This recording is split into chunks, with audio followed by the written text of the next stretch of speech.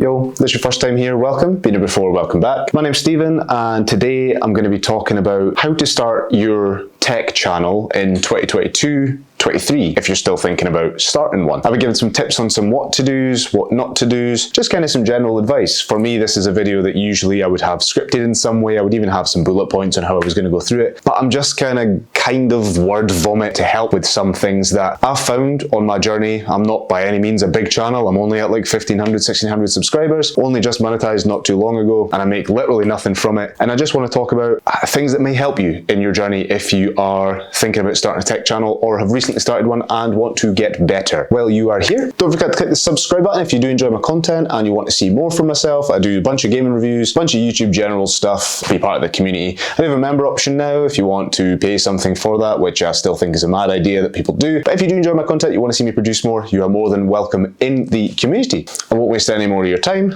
Let's get to it. So a little bit of background on my channel. Essentially, I started out as a vlogging channel. I wanted to do vlogs. I started watching Peter McKinnon. I thought the guy was amazing. And then I thought, right, I like cameras. I take some videos. I do some stuff like that. Let's review some tech. And obviously, you need two things to be able to do that. You need tech and you need a way to film yourself doing the tech. So if you have a means of filming, you're half of the way there. The second thing is tech. You will find that your first bunch of videos will probably be shit. They will be terrible. Mines are still bad, and I'm 100 videos later or whatever. I don't know how many videos I've actually processed, but that many. Find things in your house that you already own that you can review and just put them up. You'll be stunned at the amount of people that either haven't reviewed the things you're looking at, have reviewed them in a different way, or just generally want a different opinion. So for me, when I go to look for a particular controller, I'll watch maybe 10 or 12 videos. I'm not just watching the top 2 because those guys typically are mostly paid and they will be given biased reviews, and the rest of them are the ones I'm interested in. I want to see Joe Blogs, John Smith, Amanda, Gertrude, I don't know, fucking making up names. I want to see them reviewing stuff, and you will find a lot of people are in that as well. So just go on and just review stuff. That gets you some skills, it gets you used to editing, gets you used to your workflow, and will get you some views and some type of traction. Which leads me to the next point.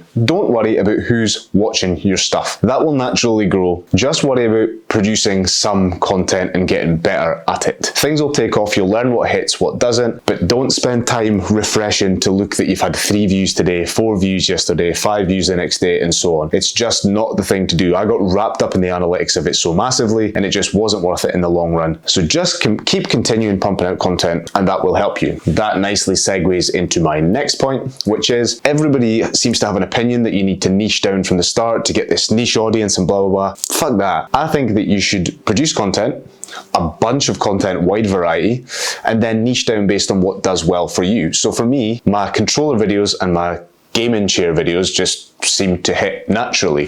The only reason I knew that would happen is I needed a new controller. I bought a controller, not for the need to review it. I just bought a controller, then reviewed it, and then it went really, really well. So I then bought another controller and did that, and it went well, so on. Then I needed a new chair, so I bought a chair, and then I reviewed that, and then it is what it is. And then I found that those are the types of things that do well for me. So those are the kind of things I've tried to stay within and then niche. And then actually you build a little bit of a bigger audience, and it means that like that sort of core audience are interested in the other stuff that you do. It doesn't necessarily need to be exactly in that niche. It depends on what you're in it for. I'm in it for the enjoyment rather than the money. If you're in it solely for money, you probably want to go with things that just get the most broad spectrum views. But if you're interested in growing your channel and getting better, then I would say just produce a bunch of content and then niche down slowly as you start to produce content that does slightly better. The next thing is, if you're gaining tech, don't waste your time reaching out to companies to try and get free shit. I did it and reached out to everybody, and even to this day, still don't have a sponsor, still don't have a channel sponsor, still don't get free stuff from anybody, none of that stuff. And I wasted hours upon hours emailing, messaging, phoning, trying to get in touch with people who would give me a chance. I'll tell you now, they will not listen to you if you're under 10k subs. With the exception of the kind of smaller companies who might reach you out over time. If you're under 10k, they usually say, leave me alone, I'm not interested in giving you free stuff, come back to me when you're bigger. Fine, you know? You hear these stories of people getting lucky with these tech deals and getting lucky with endorsements and so on and so forth. It just has never happened for me. It may be my demeanor, it may be because I'm a bit too straight to the point and I won't take bullshit. So I've always said that I will never be paid off by a company. If a company makes good stuff and they want me to review it, I'm more than happy to do that, and I would love that more than anything. But chasing companies does two things. It creates a bias because you will be biased towards them because they've given you that opportunity, and it also niches down the type of stuff that you can review. So where possible, I would attempt to just be as broad as you can and generally start getting things that you like. There also has been a couple of instances for me where I've bought stuff that I wasn't really that interested in, that I just bought it because I wanted to review it on YouTube, and those are some of my worst performing videos that I've had on the channel. Generally, the stuff that I want to buy and I save up for with other income from a real job that I have, that's the videos that have done well because I've been more passionate about the stuff that I'm buying and I give more of a shit about that stuff. Respond to comments. This one's hard. So as much as possible, if you get comments, it's good to try and respond to as many of them as humanly possible. Before my little kid was born, I really tried my best to respond to as much as I could. And I'm getting back to it now. But when people ask, try and respond, because then you'll find that those people will sub if they're actually interested in you, and they know that you have an interest in them, even if you are a tiny channel. Just interact as much as possible. Try and prompt interactions in your comments. So ask a question to be prompted and so on and so forth. Basically, just allow your audience to know that you aren't just a person on the other side of the screen, you're a human being. I'll occasionally drop these videos of updates, life updates, to say this is what I'm up to, just so that, I'm not just a guy at the other side of the camera. On the back of that, the people who give you shit, so a couple of videos that did really well, but they divided opinions, was why I wouldn't buy a SCUF controller and why I wouldn't buy a Secret Labs chair. And the amount of butthurt kids on there that obviously have a SCUF controller or a Secret Labs chair that come into my comments and give me shit, just ignore them. They're funny. They help you in the algorithm. Let them do their thing. Let the trolls stumble about in the caves. Just let them do their thing.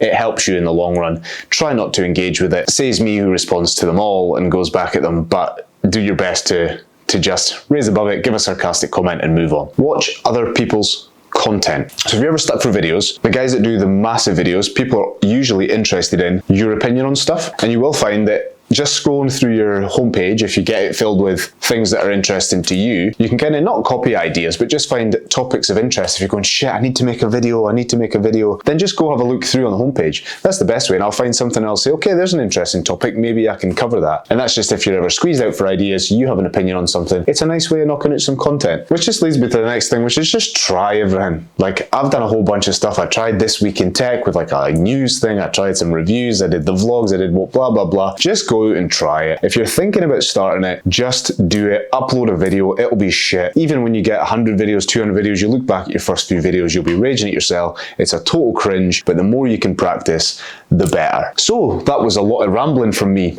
Maybe it'll be useful to you, just from somebody who's a very small channel, 1,500 subs, has been monetized. Maybe there's some tips in there that you can pick up on. This is more just to now open a dialogue in the comments. If you have any questions, if you think I can help you in any way, if you want to see any videos on the money I've made on it so far, or any of that kind of stuff, let me know in the comments and I'd be more than happy to have a chat with you, post a video, respond to you, let you know what the deal is. If you did enjoy this video, don't forget to click that sub button. Let me know what you think in the comments and stay tuned until my next videos. Thanks so much for watching. See you in the next one.